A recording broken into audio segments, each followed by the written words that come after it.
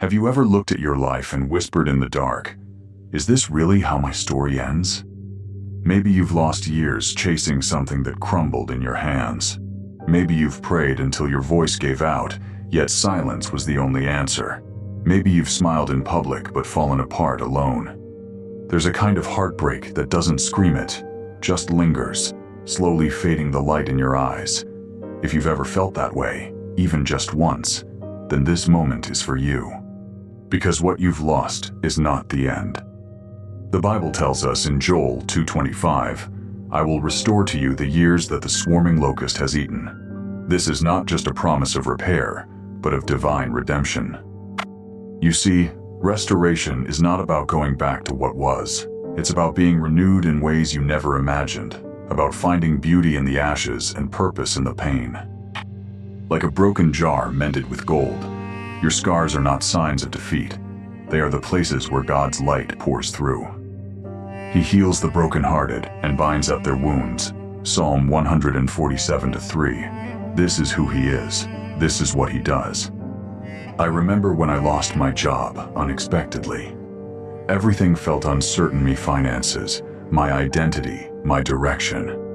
But in that valley, I discovered the quiet power of daily Jesus prayer. I would sit at dawn, whispering prayers I didn't fully believe yet, and somehow peace started breaking through. One morning, as I read Jeremiah 29:11, "For I know the plans I have for you, declares the Lord," it no longer felt like ink on a page. It felt personal, like God saw me. You are seen too. Your pain is not ignored. Your tears are counted. This isn't just a devotional. It's a daily prayer for strength, for healing, for a deeper trust in God's plan. Whether you're new to faith, unsure, or weary from the journey, this space was created to be your spiritual refugial, raw, holy, a moment to feel God's presence. A morning prayer before you start your day that invites you to simply breathe and believe again. So if you're ready to take the first step toward healing, let's pray together. In the comments, share the one thing you're asking God to restore. It could be a relationship, a part of yourself, or even the courage to dream again. We're here, we listen, you are not alone. And as we step forward, remember this promise. And we know that in all things God works for the good of those who love Him. Romans 8:28. But before we go on, let me ask you something deeper.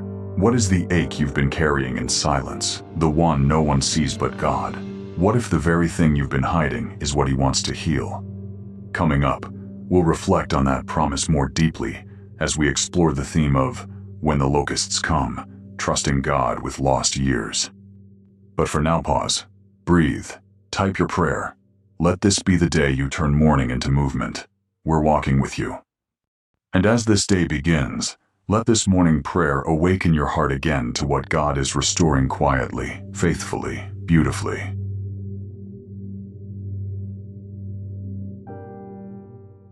Joel 2:25, when the locusts come for your years. Have you ever looked back and quietly asked yourself, where did all those years go? The ones filled with hope, with plans, with faith that somehow got swallowed by hardship? Do you ever wonder if God still sees you, still remembers what you lost, and whether He can truly make something beautiful from the ache? There are seasons in life when it feels like time itself has been stolen.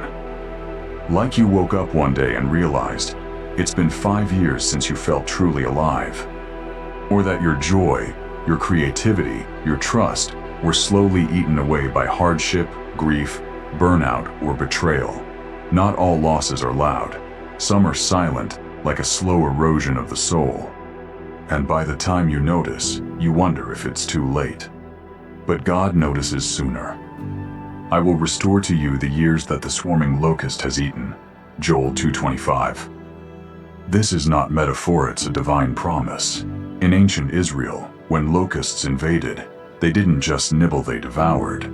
Fields stripped bare, futures wiped clean, families brought to ruin. That kind of devastation is not far from what many of us feel today. Maybe your locusts weren't insects, but regrets, or silence, or illness, or the choices of others. But the result? Emptiness, where life once bloomed. Yet Joel 2:25 doesn't say God will give you new years. It says he will restore the ones you lost. That means what you thought was wasted, he's still able to redeem. Every missed opportunity, every broken chapter, every "why did that have to happen?" Nothing is too far gone in the hands of a God who weaves loss into purpose. When I read this verse during a particularly hollow season of my life, I remember closing my eyes and whispering, "Then take my wasted time, Lord. Breathe on it. Make it count again." I didn't see the change overnight, but slowly, he did. Friend, he still does. And he will for you, too. So if you're sitting in the ruins of lost years, here's what I want you to know. You're not behind. You're not disqualified. You're not too late. You are right on time for God's restoration. He has not forgotten you. You are not invisible in his story. And maybe, just maybe, what feels like an ending is really the start of something sacred. Take a moment and write down what the locusts have taken from you. A season, a relationship, your sense of self-worth. Speak it out loud, then surrender it. Let your daily prayer today be a prayer for restoration, not only of time, but of the joy, confidence, and purpose that came with it. The Lord will fight for you. You need only to be still. Exodus 14:14. Can you trust him with your lost years? In the next part, we'll enter a deeper promise zone, spoken to exiles, to the discouraged, to the ones still waiting when we reflect on the plans I have for you, reclaiming hope in the middle of exile. For now, pause, breathe, and if you feel led, drop a comment. What has been stolen from your life, and what do you hope God might restore? We're here, listening, believing with you. Jeremiah 29:11. The plans I have for you, reclaiming hope in the middle of exile. Have you ever felt like your life has been exiled to the margins, like your dreams are still somewhere far off, locked behind doors that won't open? Have you ever wondered whether hope still applies to you, or if God's promises only belong to the people who look like they have it all together? The people of Israel knew that feeling too well. When the prophet Jeremiah wrote to them, they were living in Babylon, far from home, far from peace, and far from the future they had imagined. Their exile wasn't just physical, it was emotional, spiritual, deeply human. They didn't just lose their land, they lost a sense of who they were. And into that ache, God whispered these words, "For I know the plans I have for you, declares the Lord, plans to prosper you and not to harm you, plans to give you hope and a future." Jeremiah 29:11. Notice, he didn't say, "I'm going to rescue you tomorrow." He said, "I have a plan." That's harder to trust, isn't it? Because it requires waiting. It means clinging to faith when nothing around you changes yet. But there is power in knowing that even when everything feels delayed, God is not distracted. He is intentional, present, working behind the scenes. Sometimes his hope and future don't look like a straight road forward. They feel like wandering. But what if the wilderness is part of the plan? What if the delay isn't punishment but preparation? What if God isn't late, but on time in ways we don't yet understand? One woman once shared that after her divorce, she felt like her story had collapsed. She said, "I believed God had a good plan for me, but after everything fell apart, I didn't know if that still applied." And then she read this verse. Not in a perfect moment, but in her apartment, lights off, sitting on the floor. And for the first time in weeks, she wept not in grief, but in surrender. Because somewhere in her soul, she believed again, God still has a plan for me even here. You may not be where you hope to be, but hope hasn't abandoned you. Today's daily devotional prayer is simple. Lord, I don't see it yet, but I trust you do. Help me believe that what you're preparing is still good, that my story isn't over, that even in exile, you are leading me home. So write it down, whisper it, draw it, sing it, claim it in whatever way your soul knows how. You still have a plan for me. And if you feel lost right now, you're not failing. You're just in the middle of a sentence that God is still writing. In the next part, we'll look at how even the hardest moments are not wasted, as we explore the power of God's purpose in every situation through all things work together, finding redemption in every piece of the pain. But first, pause, reflect, and maybe ask yourself, what part of your life have you decided is beyond redemption? Could that be exactly where His plan begins? Romans 8:28, all things work together, finding redemption in every piece of the pain. Have you ever held the broken pieces of your life in your hands and wondered if any of it could still matter? Have you asked, what could possibly come out of this heartache, this mistake, this season that feels like a loss? The truth is, pain has a way of making us forget purpose. It makes us see only what's missing, not what God is still building. And yet, Romans 8:28 reminds us, and we know that in all things God works for the good of those who love Him, who have been called according to His purpose. Romans 8:28. Not some things, not the obvious blessings, but all things. That includes the hard things, the confusing things, the things we wish we could erase. God is not a careless artist. He is the kind who gathers every fragment of our lives and fits them into a mosaic only heaven fully sees. What looks shattered to us may be the very shape of beauty in His hands. Imagine your life as stained glass, each piece colored by joy, grief, triumph, and loss. From up close, it's sharp and jagged. But when light shines through, it tells a sacred story. That's what He's doing with your life. That's what daily devotional prayer reminds us of. We are not wasting time, we're being woven. There's a man in our community who once shared, I used to think my battle with addiction had ruined me, but now I mentor others. The thing I was most ashamed of became the door God used to bring others home. What you're walking through now may feel meaningless, but healing rarely looks dramatic. It often looks like quiet progress, like choosing hope one more time, like praying when you don't feel like it. Like trusting that morning prayer before you start your day matters more than you know. So today, ask God, what are you making out of this? Pray, Lord, I surrender the pieces. I give you the unanswered questions, the waiting seasons, the moments I thought were useless. Use it all, even the pain, especially the pain. Then write it down. Start with this sentence. If God can redeem this, I believe He can redeem me. Speak it, believe it, share it if you feel led. And if your heart still feels heavy, don't rush past this part. Sit in it. Let the Holy Spirit speak. Let grace rise quietly. Restoration often begins in stillness. Because next, we're stepping into the extraordinary. A story not just of return, but of multiplication as we reflect on double for your shame when restoration exceeds the loss. Before we go there, would you take a moment to whisper this question to God? Is it possible you're still working, even now, in the middle of my mess? Job 42:10, double for your shame, when restoration exceeds the loss. Those who sow with tears will reap with songs of joy. Psalm 126:5. Have you ever been so broken that you stopped asking for restoration and started just hoping to survive? Job knew that ache. He lost everything: his wealth, his health, his children, his dignity. People he loved turned silent. Friends misjudged him. Even his own words turned bitter.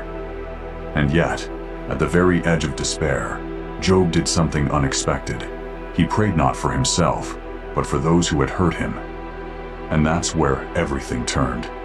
After Job had prayed for his friends, the Lord restored his fortunes and gave him twice as much as he had before. Job 42:10. This is more than a story of recovery, it's a glimpse into the upside-down beauty of God's grace. Job's restoration didn't begin when his suffering ended. It began when he stepped into mercy. When he blessed, even while bleeding. When he chose compassion over resentment. There's a holy paradox in this. The road to healing often begins with us becoming a healer. The very moment we release others from the prison of our bitterness, we find freedom from our own. Imagine your heart, like a closed hand, gripping pain tightly. But as you begin to open your hand in prayer for someone else, even the ones who failed you, something sacred happens. Light enters. And suddenly, what you gave away, God multiplies back to you. I remember someone once wrote, "When I forgave the one who never said sorry, I thought I was setting them free, but it was my soul that stood up and walked again." Job's restoration was not a quiet one. It was double. A declaration from God that the final chapter is never defeat for those who stay faithful, even in the dark. This is not just emotional encouragement, it's a spiritual principle. When you let go, you make space for abundance. So today, let's pray, like Job. God, even while I wait for you to restore me, help me to bless others, to lift someone else's burden, to forgive where it still hurts, to be a vessel of grace when I have every reason to close my heart. What if your breakthrough is on the other side of the prayer you're afraid to pray? Comment below. Who is one person you can pray for today, even in your pain? Maybe someone who misunderstood you, maybe even yourself. And as you do, listen for the quiet steps of restoration drawing near. Next, we step into a vision even greater, the inheritance promised to those who've been covered in shame. Because what if what's coming isn't just recovery but royalty? Let's keep going together as we reflect on, instead of your shame, the double portion blessing. Isaiah 61:7, instead of your shame, the double portion blessing. Instead of your shame, you will receive a double portion, and instead of disgrace, you will rejoice in your inheritance. Isaiah 61:7. Have you ever carried shame so quietly, so deeply, that even your prayers felt like whispers through a locked door? Shame has a way of rewriting how we see ourselves. It speaks in half-truths. You're not enough. You've gone too far. You'll never recover from this. But Isaiah 61 interrupts those lies with a promise louder than disgrace. God will not only restore you, He will honor you. This is the kind of restoration that reaches beneath the surface. Not just replacing what's lost, but rewriting the script of your identity. You are not the sum of your failures. You are not defined by what others did to you. You are not clothed in disgrace, you are dressed in dignity. In the same passage, Isaiah says God will give you a crown of beauty instead of ashes, the oil of joy instead of mourning, and a garment of praise instead of a spirit of despair. Isaiah 61:3. Do you feel that? It's not just about recovery, it's about royalty. When God restores, He doesn't return you to what you were. He lifts you higher, like the prodigal son, not just forgiven, but celebrated. Like Joseph, not just freed from prison, but positioned in purpose. The pattern of grace is multiplication. One woman recently shared, "After walking through years of silence from abuse, I thought my voice no longer mattered. But now I speak for others. The place of my pain became the platform of my calling." That's the power of the double portion. God takes what brought you shame and turns it into a testimony. So today, pray this: God, I've worn the garment of shame for too long. Replace it with praise. Remind me that I am yours, not broken, not buried, but blessed, not hidden, but held, not defeated, but destined. Write that in your journal. Say it aloud. Let it echo until it begins to feel true again. And if you've ever felt like your dignity was stolen, know this: God doesn't just restore what was lost. He restores what was taken, with interest, with honor, with joy. Comment below. What does double portion mean to you personally? Has there been a time when God gave you more than you expected, in a way you didn't see coming? And if you believe God is restoring your story, here's a simple way to declare it. Write down a Bible verse that speaks to you most right now in the comments. Your verse could be the very encouragement someone else needs today.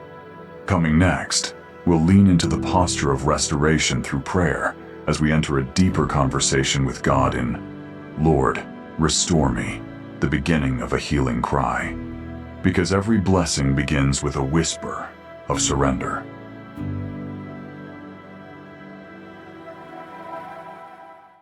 He heals the brokenhearted and binds up their wounds. Psalm 147:3. Sometimes the most powerful prayer is the quietest whisper. God, I'm hurting, and I don't know how to move forward. But if you still restore, I'm asking you, start with me. This is where healing begins, not with answers, but with surrender. Each morning prayer becomes a sacred beginning, not to change your circumstances instantly, but to change how you carry them with God. Not with bravado, but with honesty. Healing begins when we dare to hand God the pieces, even when we've convinced ourselves they're too shattered to matter. So right now, wherever you are, maybe curled up in your car, maybe holding back tears at work, or just lying in the dark, staring at the ceiling, this moment is holy. Take a breath. Not the deep kind that fixes things, but the trembling kind that simply says, I'm still here. Now speak. No performance, no filter. God, I give you what's left. I surrender the wounds I've tried to hide, the disappointments I've been too tired to name, the ache I've been afraid to admit. Come into the locked rooms of my heart. Restore me not just to what was, but to who I am in you, to the version of me that still hopes, still believes, still loves. Let this be your daily Jesus devotional, your prayer for today. A morning prayer before you start your day that's more about presence than perfection. A spiritual encouragement whispered in weakness that carries the power to begin again. Let this be more than just a quiet moment. It's a daily devotional encounter where heaven meets your humanity and where God patiently rebuilds what life has broken. When the world rushes, this is where your soul returns to rest. You are not starting from emptiness, you are starting from faith, and faith, even mustard seed smallest, where miracles begin. So pause. Feel that ache inside your chest. That's not just emotion, that's hope knocking again. Would you share with us in the comments just one word or phrase? What do you need God to restore in you today? And if you're longing to go deeper, let your healing begin in silence. Write a private prayer in your journal. Light a candle. Call someone who will listen and stay. And one more thing, because your story matters. If you believe God can begin restoration even in dry places, write down a Bible verse in the comments that speaks to you right now. It may be the reminder someone else needs to keep going today. Next, we'll lean in closer, listening to how God shapes our identity through the very cries we once feared as we continue this sacred journey with The Cry Becomes a Calling, Walking in Restored Identity.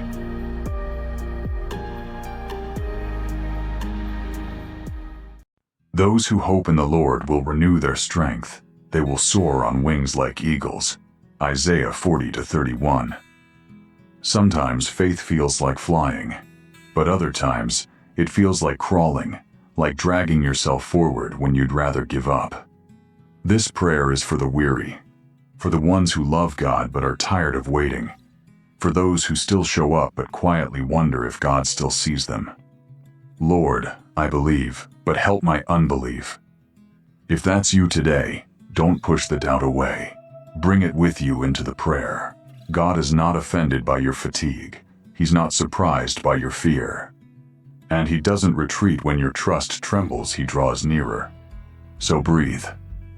God, I'm tired of trying to hold it all together. I'm tired of pretending I'm okay. I need you to be strong in my weakness. I need you to remind me that your plan is still unfolding, even when I can't see it. Help me trust what I can't yet understand. Anchor me again in the truth that you are faithful, even here. Let this be your daily prayer today, not for answers, but for strength. Not for quick fixes, but for steady trust.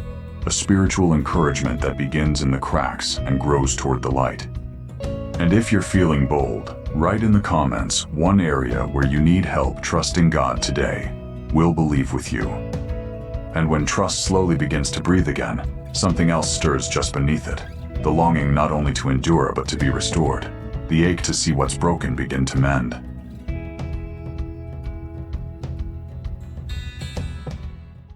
Behold, I am making all things new. Revelation 21:5. Some wounds are physical, others are harder to name. Maybe it's the silence in a relationship that used to feel alive. Maybe it's the closed door that never reopened. Maybe it's the diagnosis, the betrayal, or the version of yourself you no longer recognize. Whatever it is, healing begins not in the fixing, but in the bringing. In the moment you say, God, I can't fix this, but I trust you still can. So today, speak it. God, I give you what's broken, the people I can't change, the timelines I can't control, the body that's weary, the soul that's bruised. Restore me from the inside out.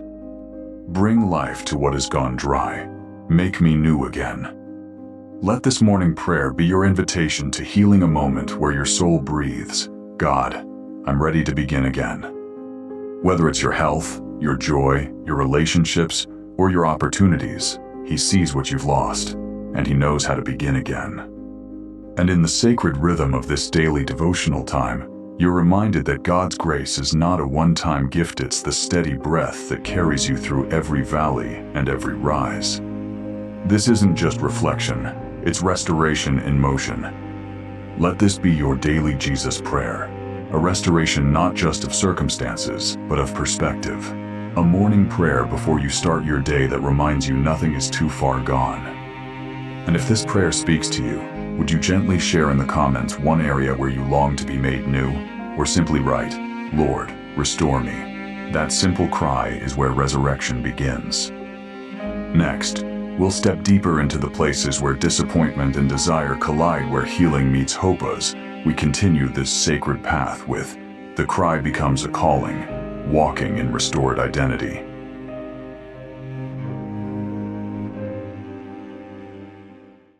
The Lord is good to those who wait for Him, to the soul who seeks Him. Lamentations 3:25. Waiting. It can feel like silence, like being suspended between what was and what could be. For many of us, the waiting is the hardest part because it presses into our deepest longing and forces us to confront our desire for control. But beloved, not all waiting is wasted. In fact, the waiting seasons often become the womb where miracles are formed. Just as seeds must remain buried in soil before they sprout, so too must our hopes be hidden in God's timing before they bloom. You are not stuck. You are not forgotten. You are being strengthened. Holy Spirit, teach me the rhythm of heaven, the kind of patience that doesn't grumble, but worships. Help me to remember that what feels like pause may be your divine preparation. Shape my heart not just to wait, but to wait well. To trust your timing more than I trust my timeline. Write this in your journal if it speaks to your season. I'm not behind, I'm being prepared. And remember what Psalm 130:5 says, I wait for the Lord, my whole being waits, and in His word I put my hope. Even when the door stays closed, even when prayers feel unanswered, God's word remains your anchor. If you feel comfortable, comment below. What are you waiting for? And what is God teaching you through the waiting? Now, as we breathe into that space of anticipation, let's take one gentle step deeper toward the places in our hearts that have been broken, and ask for the healing that only heaven can give.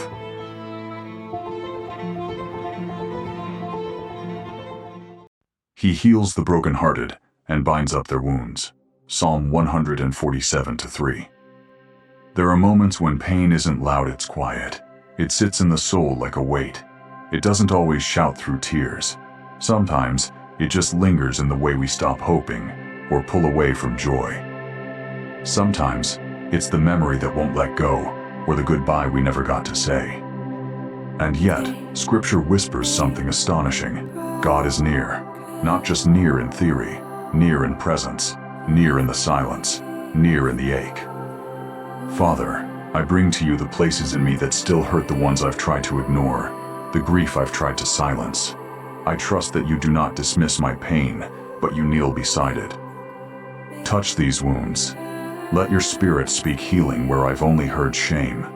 Let every scar become a testament of how you stayed.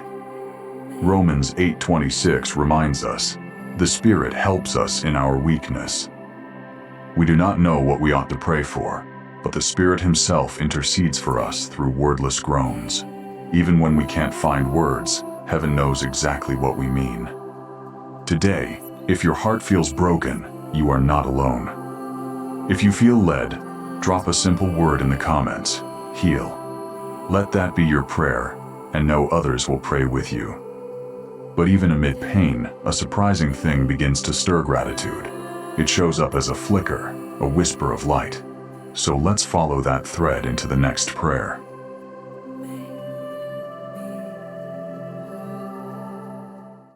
Though the fig tree does not bud, and there are no grapes on the vines, yet I will rejoice in the Lord. Habakkuk 3:17-18. Gratitude doesn't mean everything is perfect. It means we've chosen to see God's fingerprints even in the dust. When the healing is incomplete, the provision hasn't come, and prayers feel slow, thanksgiving becomes warfare. It says, "This situation doesn't get to define me, God does." Lord, I thank you not because it's easy, but because you're still with me. I thank you for every breath, every sunrise, every second chance. I thank you even for the struggle, because it reminds me how much I need you. Give me eyes to see beauty in unexpected places, and a heart that praises you in the middle and not just at the end. This is your spiritual encouragement today. Praise isn't just for the mountaintop, it's for the valley. Praise teaches your soul to rise even before the breakthrough.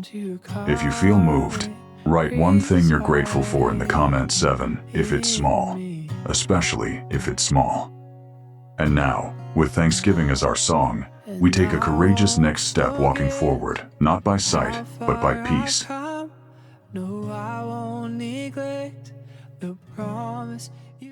Peace I leave with you, my peace I give you. Do not let your hearts be troubled, and do not be afraid. John 14:27. Fear often shows up first in the imagination. We envision the worst. We play out scenarios.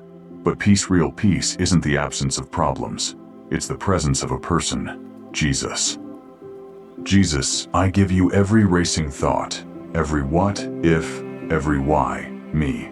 I ask you to still the storm in me, even if the storm around me remains.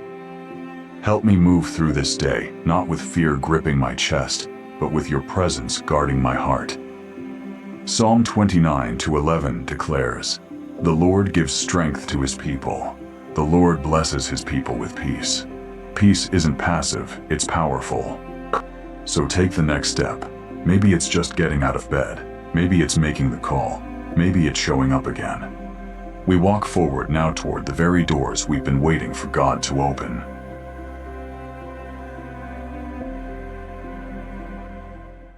What he opens, no one can shut. And what he shuts, no one can open. Revelation 3-7. We all have doors we've knocked on with hope. Opportunities, relationships, healing. Some have opened, some stayed shut, and some we still stand in front of, wondering. God, I surrender my striving. I lay down the pressure to make something happen. If a door is not for me, close it gently. But if you are leading me, open the way I cannot force. Give me boldness to walk through what you prepare and wisdom to walk away when you say, not yet. Isaiah 22:22 adds, I will place on his shoulder the key. What he opens, no one can shut. God doesn't just open doors, he opens the right ones. Type one word below if you're believing for breakthrough. Open. You're not knocking alone. But some of the most meaningful restoration happens not through doors of opportunity, but through the reopening of hearts.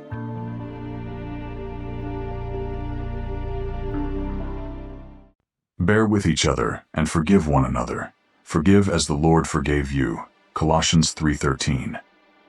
Some fractures are silent, a missed birthday, a bitter word, a growing distance. Sometimes the ones we love most are the ones we find hardest to reach again. But grace never stops reaching. Lord, I lift to you every name I've stopped praying for, every person I still carry silently. Where there's been anger, sow peace. Where there's been silence, speak restoration. Give me courage to forgive, humility to apologize, and grace to begin again even if it's just in my heart. 2 Corinthians 5:18 reminds us that God gave us the ministry of reconciliation. This is holy work, and sometimes it begins with a single prayer. Comment: if you're praying for healing in a relationship today, or just whisper it quietly, God hears both. And now, we come to a sacred threshold, the moment of release, the invitation to let go of what was and receive what's ahead.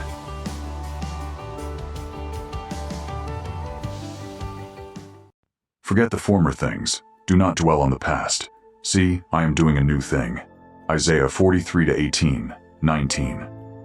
There's a strange safety in holding on to what hurt us because at least it's familiar. But healing requires release. It asks us to loosen our grip on the old story so God can write a new one. God, I surrender what no longer serves me. I lay down regrets, mistakes, missed chances, and painful memories. Not because they didn't matter, but because I believe you're doing something greater. Help me not just to let go, but to move forward, to walk by faith into the future you've already prepared. Philippians 3:13-14 encourages us. Forgetting what is behind and straining toward what is ahead, I press on toward the goal. This is not amnesia, this is redemption. So here's your moment. What part of your past are you ready to release today, and how will you begin? Will you write a letter you don't send? Will you whisper a prayer of forgiveness? Will you share your story to encourage someone else? Comment below if you feel led, or simply answer this to your own heart. What will I choose to let go of today, and what new thing am I stepping into with God? Because what comes next is more than the next chapter, it's a redefinition of who you are in Him. And that begins with what we'll explore in the next sacred step of our journey. The cry becomes a calling, walking in restored identity.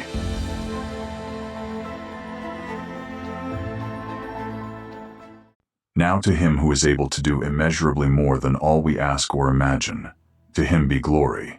Ephesians 3:20-21. Before we take our final steps together, breathe. Let the prayers whispered, the tears released, and the silence you dared to bring before God in this space rise like incense before His presence. None of it was wasted, none of it overlooked. And neither are you. Today, we speak this blessing not just over your life, but over your becoming. May the Lord restore not only what has been lost, but what you thought could never be found again.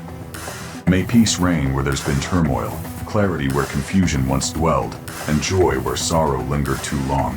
You are being led into restoration more beautiful than you imagined. You are held, cherished, and carried. And together, we declare, we trust you, Lord, for you are doing a new thing, and we believe you are not finished with us yet.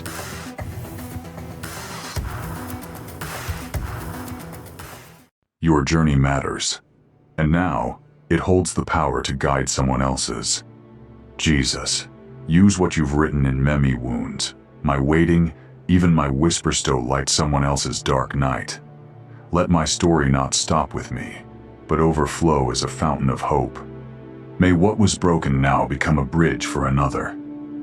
He comforts us in all our troubles so that we can comfort those in any trouble. 2 Corinthians 1-4. You don't need to have it all figured out. You just need to be honest. The world doesn't need your perfection, needs your story.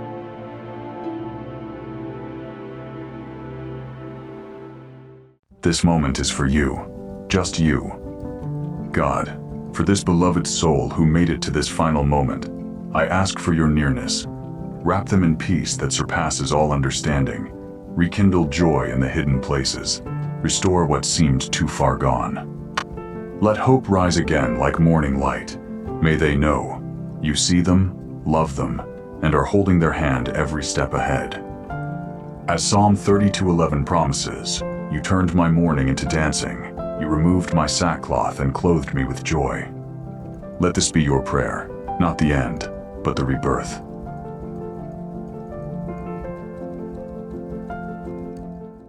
Cast all your anxiety on Him because He cares for you. 1 Peter 5-7. Pause with honesty. What is the one thing your soul is still gripping that needs to be placed gently into God's hands? Is it regret, shame, a fear of what's ahead, or grief that no one else sees? Name it, whisper it, or type it quietly in the comments. This space is holy not because it's perfect, but because it's safe. Safe to release, safe to begin again. And perhaps, as you let go, you'll feel it, the garden already blooming within you.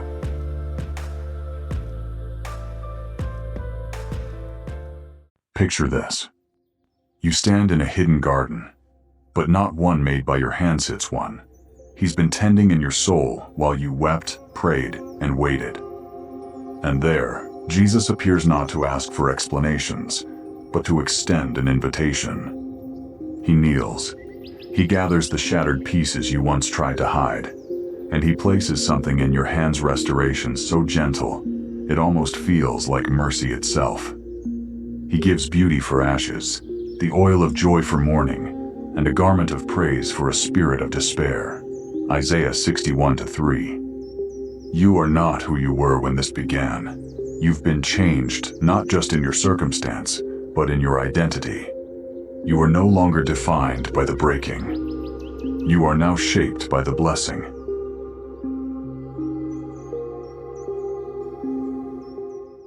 Say it aloud, even if your voice quivers. I believe, Lord, that you are restoring what was lost. You are healing what was fractured. You are making all things new in me. Let this final moment hold your next beginning. If this journey has touched your soul, we invite you. Leave a comment with the one word that sums up your restoration. Share this prayer with a friend who needs to feel less alone. Or simply write, I believe restoration is possible for me. Your voice matters, your healing matters, your presence here matters. We walk with you, and so does He. This is not just the end of a video, it's the start of a path to daily prayer, daily trust, daily strength. The Lord bless you and keep you. The Lord make His face shine upon you and be gracious to you. Numbers 6:24-25. And as you walk into your next day, remember the whisper that began it all. The Lord is good to those who wait for Him, to the soul who seeks Him. Lamentations 3:25. Stay a little longer. Pause again tomorrow. Return whenever your soul forgets. Because restoration is not an event, it's a sacred rhythm. We'll be right here when you're ready. Until then, walk gently. You are being made whole.